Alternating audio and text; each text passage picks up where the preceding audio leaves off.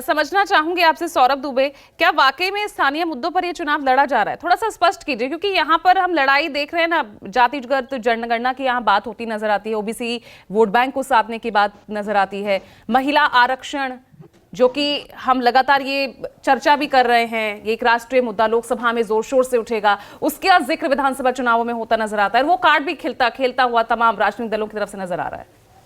देखिए, अभी हमने प्रवक्ता कांग्रेस जो है राजू जी, उनको सुना और वो जिस प्रकार से बातें कर रहे हैं, देखिए अपने घर में तो नहीं झांक रहे हैं, दूसरे के घर में बार बार झांक के देख रहे हैं वसुंधरा जी कहाँ बैठी हैं, और आपको बार बार याद दिलाना पड़ रहा है कि भैया आपके घर में भी सीएम और डिप्टी सीएम दो लोग हैं चेहरा, तो आप उसको उसमें से क्या तय करेंगे? एक बात।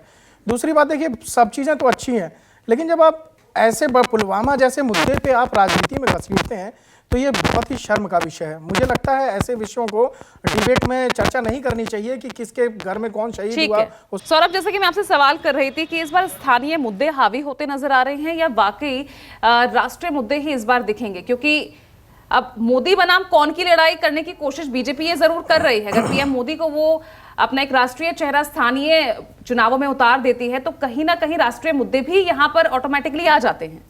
बिल्कुल आते हैं। देखिए, राष्ट्रीय मुद्दों पर ही चुनाव होगा। जब आप बात करते हैं कि भाई काउंसलर का भी चुनाव हो रहा है तो उसमें जीत होती है तो मोदी जी का स्वागत किया जाता है। देखिए समय समय पर आज मोदी जी विश्व प्रसिद्ध लोकप्रिय चेहरा है, जिसका फायदा उनके साथ गठबंधन की जितनी पार्टियां हैं उसको भी मिलता है। कभी इंदिरा गांधी जी के समय कांग्रेस को मिलता था और कभी नेहरू जी के समय भी मिला है। तो इस प्रकार से जब लोकप्रिय चेहरा आपकी पार्टी के अंदर होता है तो उसका प्रदेशों के अंदर भी बहुत फायदा आपको मिलता है। इससे कोई इस बात को नकारा नहीं जा सकता है। लेकिन अब मेन चीज क्या है, देखिए आपके जो मुद्दे हैं स्थानीय मुद्दे और जो अभी आपने बोला कि सेंट्रल के मुद्दे, क्या वो डबल इंजन की सरकार जहां जहां पर मैच की है तो वहां पर तो एक समीकरण उनका आसानी से बन जाएगा। लेकिन अगर आप राजस्थान की बात करते हैं, छत्तीसगढ़ की बात करते हैं, तो क्या जो यहां से जैसे बंगाल के अंदर केंद्र ने बहुत सारी योजनाएं बना करके भेजी, वहां पर लागू नहीं हो पाई थी, तो वो जनता वहां पर यह भी देखती है कि क्या हमको केंद्र से सुविधा मिल रही थी और यहाँ की जो प्रदेश की सरकार है इसने क्या इसमें कोई रोड़ा डाला या आसानी से हमको मिल रही है।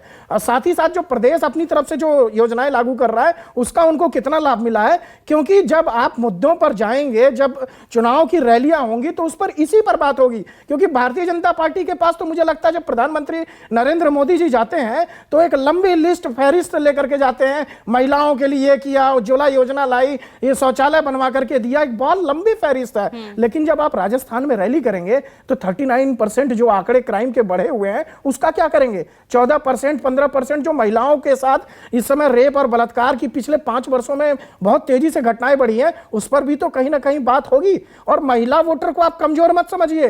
पिछले 2019 में देखिए आप कि कम से कम जो है 30% के आसपास महिला वोटर पार्टी को, बीजेपी को मिला था, और महिलाएं बढ़ चढ़ करके आज की डेट में वोट कर रही हैं। और जब ये महिलाओं को आरक्षण देने की बात हो रही है तो इस बार के चुनाव में निश्चित रूप से महिलाएं जो है बहुत बड़ी मात्रा में आने वाली हैं, अपने मुद्दों को देखने वाली हैं, क्योंकि उनको भी लगता है कि हम अगर हमारी बहनें यहां पर पहुंचेंगी संसद के अंदर या विधानसभा के अंदर तो हमारी बात को रखेंगी। एक बात तो यह है। दूसरी बात, अभी जैसे हमारे प्रवक्ता कांग्रेस के हैं, देखिए क्या होता है जब आप किसी राष्ट्रीय चैनल पर बैठते हैं तो आप इस प्रकार के कभी कभी बयान दे देते हैं पुलवामा जैसे, यही तो गलती कर जाते हैं आप मुद्दों की राजनीति करने की बजाय, चलिए ठीक है मनोज जी ने तो एक बात सही कही, मैं मानता हूं, वो जादू का इंतजार कर रहे हैं कि कोई जादू होगा, उसमें से कोई पिटारा निकलेगा और हम जीत जाएंगे। उनको तो मैं मानता हूं वो जादू का इंतजार करना चाहिए। लेकिन जो कांग्रेस के प्रवक्ता हैं वो पुलवामा जैसे देश जिसमें मतलब आंतरिक सुरक्षा का मामला हो, देश से जुड़ा, जिसपे सभी पार्टियों को एक होना चाहिए, ऐसे मुद्दे जनता बहुत तेजी से, अगर आप ही मानते हैं कि ऐसे मुद्दों पर सरकार जीत गई थी तो आप ऐसे मुद्दे क्यों ला रहे हैं बार बार? मैं तो कांग्रेस के भले की बात कर रहा हूं। आपकी पार्टी को आपके बयानों से नुकसान होगा। रही बात केजरीवाल जी की, जो आम आदमी पार्टी की बात कर रहे हैं, अभी उनको बहुत बड़ी ये जो भ्रष्टाचार की लड़ाई हो रही है इससे उनको संघर्ष करना पड़ रहा है। ईडी और सीबीआई रोज किसी न किसी मंत्री को उठा के ले जा रही है। आपको जनता को पहले इसका जवाब देना है। चलिए, सौरभ ने सबको घेर लिया है तो मैं कुछ थोड़ा थोड़ा वक्त सबको देना चाहूंगी। राजू जी, सबसे पहले आप बोलिए। आप बीजेपी के दो प्रवक्ता को चांस मत दीजिए। सब पार्टी का एक एक प्रवक्ता है तो बीजेपी के 2 प्रवक्ता कैसे बात कर रहे हैं? फिर आप मुद्दे पे नहीं बात कर रहे हैं राजू जी, मुद्दे पे आ जाइए। आपके गठबंधन के भी 3 लोग हैं आपके साथ राजू जी। दूसरी बात, अभी रही बात हमारे दुबे जी जो बात है अरे भाई, मोदी जी जो लिस्ट लेके आते हैं, वो लिस्ट में से जनता को 15 लाख से आज तक सभी घोषणाओं को और जुमलों का असर जनता के ऊपर हो गया है। अभी मोदी जी जो भी बात बोलते हैं तो 70% बात डिस्काउंट की जाती है कि मोदी जी के आंकड़ों के ऊपर और भाषा के ऊपर विश्वास करने की कोई भी जरूरत नहीं है, क्योंकि देश को 50 साल पीछे लेके जाने का पाप ठीक है, राखी जी 10 मोदी जी सेकंड। ने किया है। देखिए, मुझे लगता है पूजा जी, इतनी घटिया मानसिकता कैसे हो सकती है? देश क्या 50 साल पीछे है? राजू जी देखिए, किसी भी पार्टी का अगर आप विरोध करते हैं वो एक अलग विषय है, लेकिन देश के बारे में इस तरह के कमेंट मत किया कीजिए। हमारा देश जो है वो आगे निकल चुका है और इस तरह की घटिया मानसिकता आपकी चलेगी नहीं। जहां 100 रुपए की बात अभी अभी राहुल गांधी जी कह रहे थे, पूजा ये वही कांग्रेस पार्टी है जब 100 रुपया आता था तो 85 पैसा वो खूनी पंजा खा जाता था बीच में से। ऐसी पार्टी के आप लोग हैं, इससे भ्रष्टाचार को ठीक है जनता कभी भी आदिल, एक्सेप्ट नहीं करेगी। भ्रष्टाचार और को पूजा लेकर जी, अब ये आपकी बताइए, पार्टी राज्यों मुश्किल के में अंदर कैसे तो आप सवाल आप दूसरी भ्रष्टाचार पार्टी पर करेंगे और उठाएंगे? सेंटर कैसे में राज्यों में करेंगे, भ्रष्टाचार का कैसे मुद्दा possible है? उठाएंगे? देखिए, जिस तरीके से राखी जी नाराज हो रही है, मुझे लगता है कि काश ये ब्रिजभूषण शरण सिंह के ऊपर भी इसी तरीके से नाराज हो लेती, जिनके ऊपर आरोप है कि वो महिला खिलाड़ियों के साथ जब भी मौका मिलता था छेड़छाड़ करते थे। दूसरी बात, ये डबल इंजन की सरकार मणिपुर तक क्यों नहीं जा रही है भाई? मणिपुर आपको क्यों नहीं दिखाई दे रहा है? अब भी मणिपुर जल रहा है। आखिर प्रधानमंत्री जी को ऐसी कौन सी दिक्कत है कि अपनी डबल इंजन सरकार लेके वहां नहीं जा पा रहे हैं? तो ये जुमलों की सरकार है और ये सीबीआई और ईडी के साथ मिलकर गठबंधन के साथ चुनाव लड़ने वाली सरकार है। ठीक ये है, लोग जुमलेबाजी करते रहते हैं। ठीक है मनोज जी 10 सेकंड।